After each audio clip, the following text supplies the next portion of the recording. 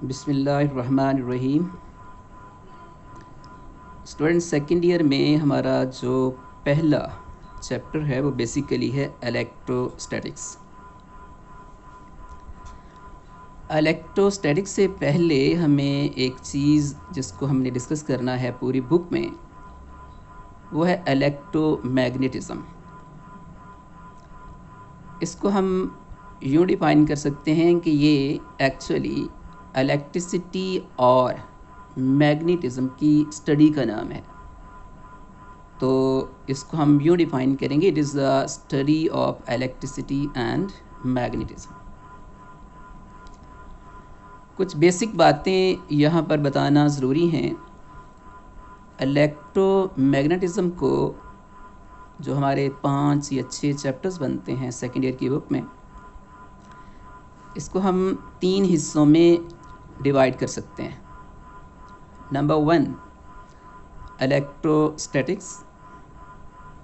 Electro का मतलब होता है चार्ज, स्टैटिक का मतलब रेस्ट। तो electrostatic basically charges at rest, यानी वो चार्जेस जो मूव नहीं कर सकते, ये उनकी स्टडी का नाम होगा। तो electrostatics is the branch of physics that deal with the charges at rest। तो ये तो होगी एक बात। फिर उसके बाद दूसरी चीज़, चार्जेस अगर रेस्ट पर नहीं होंगे तो ज़ाहिर है मूव कर रहे होंगे। तो मूविंग चार्जेस को हम करंट या इलेक्ट्रिसिटी का नाम देते हैं, करंट और इलेक्ट्रिसिटी। तो हम ये कह सकते हैं कि करंट या इलेक्ट्रिसिटी जो है वो दरअसल मूविंग चार्जेस का नाम है। लेकिन ये मोशन जो है ये 2 तरह की होती है। एक वो मोशन जिसमें मूविंग चार्जेस जो हैं उनकी वेलोसिटी कांस्टेंट होती है, या हम कह सकते हैं कि अगर वेलोसिटी कांस्टेंट है तो एक्सेलरेशन 0 होगा। तो इलेक्ट्रिसिटी या करंट ये एक्चुअली मूविंग चार्जेस का नाम है, और एक्सेलरेशन 0 हो यानी वेलोसिटी कांस्टेंट हो। बिल्कुल ऐसे ही मूविंग चार्जेस जो हैं, इसकी एक और टाइप जो है उसको हम कहते हैं इलेक्ट्रोमैग्नेटिक वेव्स। इलेक्ट्रोमैग्नेटिक वेव्स में एक्सेलरेशन 0 नहीं होता, means velocity of the charge not constant। तो अभी तक जो हमने बात की है वो ये कि इलेक्ट्रोमैग्नेटिज़्म जो है वो basically study of electricity and magnetism का नाम है। और गाइस इसमें हम इसको बेसिकली 3 हिस्सों में डिवाइड करते हैं। एक इलेक्ट्रोस्टैटिक्स, दूसरा इलेक्ट्रिसिटी, तीसरा इलेक्ट्रोमैग्नेटिक वेव्स। तो इलेक्ट्रोस्टैटिक्स चार्जेस एट रेस्ट, अगर हम उनको स्टडी करें तो ये इलेक्ट्रोस्टैटिक्स कहलाएगा। चार्जेस इन मोशन अगर हम स्टडी करना चाहें तो वो करंट, इलेक्ट्रिसिटी या इलेक्ट्रोमैग्नेटिक वेव्स कहलाएंगी। अलबत्ता मूविंग चार्जेस जो हैं उसमें फिर आगे 2 चीज़ें आती हैं। एक वो चार्जेस जिनकी वेलोसिटी कांस्टेंट होगी, यानी एक्सेलरेशन 0 होगा।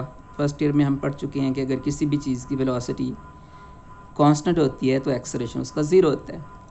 बिल्कुल ऐसे ही वो चार्जेस जिनकी वेलोसिटी कांस्टेंट नहीं होगी, तो सारी बात है हम उसको acceleration is not equal to 0, यानी उसमें एक्सेलरेशन 0 नहीं होगा, कुछ ना कुछ होगा, उसकी कोई भी क्वांटिटी हो सकती है। फिर ये कांस्टेंट वेलोसिटी से जो चार्जेस मूव करते हैं, ये हमारी बुक में आगे ये 2 टॉपिक्स हैं, चैप्टर्स हैं। एक को हम करंट कहेंगे, दूसरी को मैग्नेटिज़्म। हाँ, ओवरऑल हम इस पहले हिस्से में, जिसमें 5 या हमारे 6 चैप्टर्स हैं, हम स्टडी ऑफ चार्जेस करेंगे जो कि मोशन में भी हो सकते हैं या रेस्ट में भी हो सकते हैं।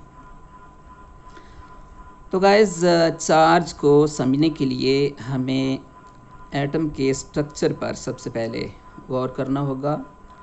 केमिस्ट्री में भी आप लोगों ने एटम का स्ट्रक्चर पढ़ा। हम जानते हैं कि एटम के दो मेन पार्ट्स होते हैं। जो सेंट्रल पार्ट है उसको हम वहाँ पर पॉजिटिव चार्ज होता है, जिसको हम प्रोटॉन्स कहते हैं। बेसिकली इसमें प्रोटॉन्स और न्यूट्रॉन्स होते हैं, लेकिन हमारा फ़िलहाल जो कंसर्न है वो सिर्फ प्रोटॉन से है, जिनके ऊपर पॉजिटिव चार्ज होता है। इस न्यूक्लियस से बाहर इलेक्ट्रॉन्स मूव कर रहे होते हैं। इन इलेक्ट्रॉन्स के ऊपर नेगेटिव चार्ज होता है। तो साबित ये होता है कि हर एटम का स्ट्रक्चर, उसमें बेसिकली दो हिस्से होंगे। एक पॉजिटिव पार्ट होगा जिसको हम न्यूक्लियस कहते हैं, एक नेगेटिव पार्ट है जो कि इलेक्ट्रॉन्स हैं, और ये न्यूक्लियस के राउंड में डिफरेंट ऑर्बिट्स के अंदर मूव करते हैं। ये स्ट्रक्चर जो है ये ऑलरेडी आपने पढ़ा हुआ है। तो इसी की बुनियाद पर, इसी स्ट्रक्चर की बुनियाद पर हम किसी भी चीज़ को एक्सप्लेन करेंगे आगे। ये चार्जेस जो हैं इनको हम दो हिस्सों में डिवाइड कर सकते हैं। दो किस्म के चार्जेस हैं। एक वो चार्जेस हैं जो नेगेटिव कहलाते हैं, इनको हम इलेक्ट्रॉन्स कहते हैं। सेकंड वो चार्जेस हैं जिनको हम पॉजिटिव चार्ज कहते हैं, ये प्रोटॉन्स हैं। ये दोनों जब इक्वल अमाउंट में होंगे तो उसका मतलब ये होगा कि प्रोटॉन्स और इलेक्ट्रॉन्स ये दोनों इक्वल हैं।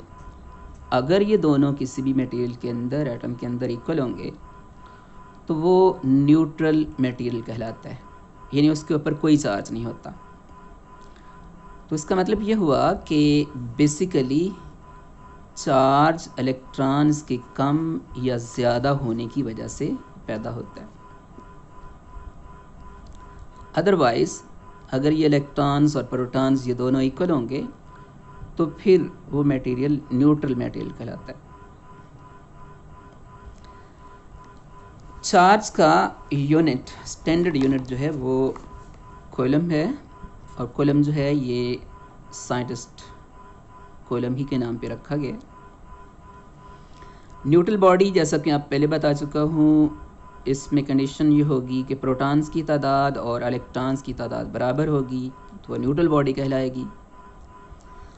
अगर